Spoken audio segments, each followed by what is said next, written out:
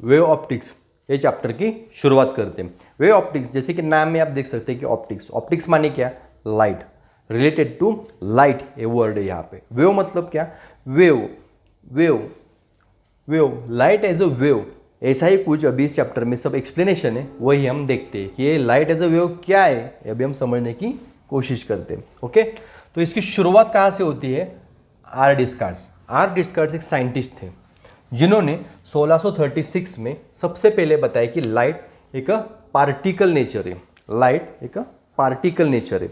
और उन्हें कंसिडर क्या किया कि रेक्टिलिनियर मोशन ऑफ लाइट, मतलब क्या, एक मोशन, दो टाइप के मोशंस होती है हमारे पास, एक लीनियर मोशन और एक रेक्टिलिनियर मोशन।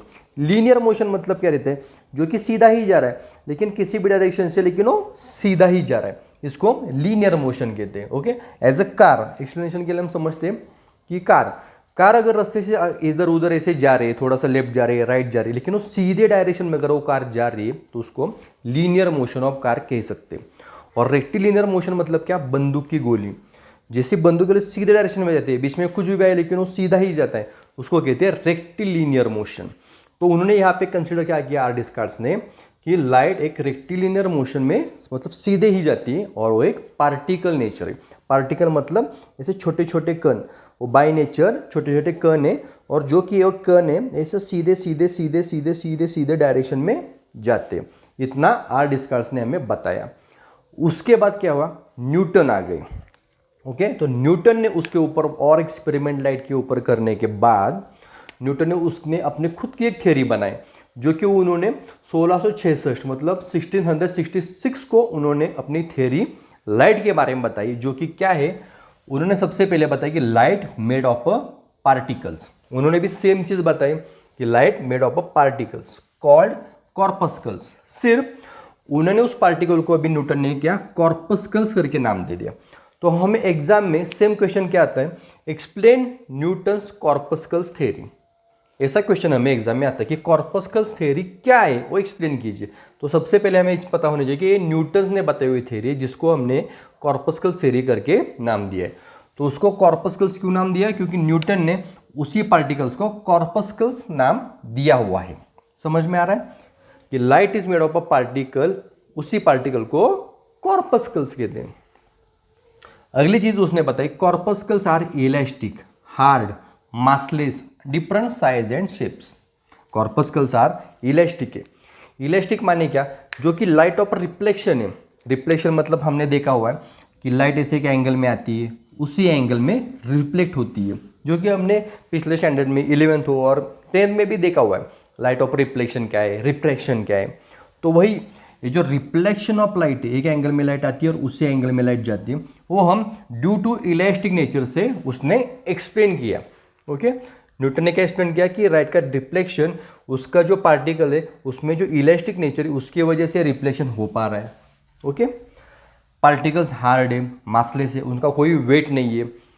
वेट हार्ड है मतलब कठिन तो है उसने बताया, लेकिन उसमें कोई भी वेट नहीं, टोटली मासलेस है, जिसकी वजह से हमें वो जो लाइट के पार्टिकल्स है उसका कोई एहसास ऐसे होता है कि हमें कि हाँ इधर लग रहा है उधर लग रहा है, कि वो मासलेस है ना, जिसकी वजह से हमें उसका कोई एहसास लाइट का हमारे आजू बाजू में नहीं होता है। ओके, उसने उसे बताया कि वो मासलेस है। उसने आगे बताया कि ये जो डिफरेंट साइज की भी, ये जो पार्टिकल्स है उनका ऐसा कोई भी साइज है और कोई भी शेप है, different size and shapes. Newton ने बताया corpuscles are elastic, hard, massless, different size के और डिफरेंट शेप्स के। ओके, यहाँ पे जो हम लोग देख सकते हैं, इसके बाद सीधा हम ये देखते हैं, different colours of light due to different colours of light due to different size of corpuscles. Different colours of light, जो हमारे पास लाइट रहती है, रेड लाइट हो, येलो लाइट हो, ग्रीन लाइट होती है, वाइट लाइट रहती है। तो न्यूटन्स का कहने का था, जो अलग अलग लाइट है वो अलग अलग साइज की वजह से, डिफरेंट साइज ऑफ कॉर्पस्कल, ये जो अलग अलग साइज के कॉर्पस्कल्स हैं, जैसे कि अलग अलग जो भी साइज है, तो इसका कलर अलग है, इसका कलर अलग है, इसका कलर अलग है। ऐसा न्यूटन्स का मानना था कि अलग अलग साइज के जो कॉर्पस्कल्स हैं उनका कलर अलग अलग है। Different colours of light due to different size of corpuscles. Okay, उसके बाद न्यूटन ने कहना speed of corpuscles, speed of corpuscle, जो पार्टिकल्स का स्पीड है corpuscle different in different medium. अभी ये मीडियम क्या है, हमारे पास पता है जैसे कि पूरा जो हमारा सराउंडिंग है जिसमें कि हवा है, ओके, तो ये हवा जो हो गया इसको एक मीडियम कहा जाता है। उसके बाद जो तालाब है मतलब जो पानी है वो अलग मीडियम हो गया। तो उस तरह से हम देख सकते हैं कि यहाँ पे उन्होंने कहा है कि speed of a corpuscles is different in different medium. अलग अलग मीडियम में कॉर्पस्कल्स का स्पीड अलग है। मतलब क्या, एयर में अगर वो स्पीड से जा रहा है तो पानी में वो ऐसा स्लो जा रहा है या और फास्ट जा रहा है, ऐसा न्यूटन्स का कहना था। आगे देखते हैं तो न्यूटन क्या कह रहा है, speed of a light in a denser medium is more than that in a rare medium. अभी ये डेंसर मीडियम और रेयर मीडियम मतलब क्या, अभी हमने जो बताया समझ लीजिए, एक ऐसा बकेट है जिसमें इतना पानी भरा हुआ है और ये जो हवा है, तो हवा का पार्टिकल्स हमें जैसे पता ही है सर, ये दूर दूर रहते हैं, ओके।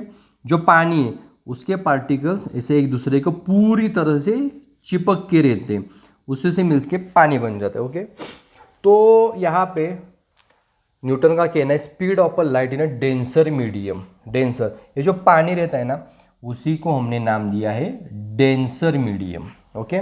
और जो हवा का मीडियम रहता है उसको कहते हैं रेयरर मीडियम, ओके। हवा का जो मीडियम रहता है उसको कहते हैं रेयरर मीडियम, जो पानी का रहता है उसको कहते हैं डेंसर मीडियम। मीडियम मतलब क्या, सिर्फ हवा और पानी, इन दोनों का अलग अलग मीडियम कहा जाता है, ओके। अभी न्यूटन का कह रहा है speed of a light in a denser medium is more then rarer medium. मतलब न्यूटन का कहना है कि हवा से ज़्यादा जो कॉर्पस्कल मतलब लाइट है उसका स्पीड पानी के अंदर ज़्यादा है। न्यूटन का कहना है speed of a light in a denser medium is more than the rare medium, okay. ये न्यूटन ने कहा है। ये हो गई पूरी न्यूटन्स की कॉर्पस्कल्स थ्योरी। लेकिन आगे जाके ये जो न्यूटन ने कहा था speed of a light in a denser medium is more than that in rare medium, ये आगे जाके फॉल्स हो चुकी थी। ये अभी हम आगे देखेंगे। जैसे कि अभी तो हमको पता है कि पानी में और जो हवा में, लाइट में, मतलब अभी जो लाइट अभी हमारे आसपास है इसमें हम देख सकते हैं कि हमें दूर दूर तक दिखता है। मतलब हवा रेयर मीडियम में हमें दूर दूर तक दिखता है, लेकिन वही समंदर के अंदर अगर हम देखते हैं तो हमें नीचे का पूरा दिखता है क्या दूर का। या हमारा कुआं ले लो, कुएं के अंदर में पूरा नीचे का दिखता है क्या, अगर वो कुआं भरा हुआ है उसके नीचे का हमें दिख पाता है क्या, नहीं दिख पाता। क्यों नहीं दिख पाता, क्योंकि speed of a light in denser medium कम है। यहाँ पे न्यूटन ने क्या बताया कि more denser medium is more than that in rare medium, जो कि आगे जाके फॉल्स हो चुका था। दूसरी चीज सबसे पहले उन्होंने बताया लाइट इज अ पार्टिकल, ये भी आगे जाके फॉल्स हो चुका है। समझ में आ रहा है। तो अभी हम अगले वीडियो में देखते हैं। आगे जाके ह्यूजेंस करके साइंटिस्ट है, उन्होंने लाइट के बारे में उसकी अपने थ्योरी निकाली हुई, वो हम अगले वीडियो में देखते हैं।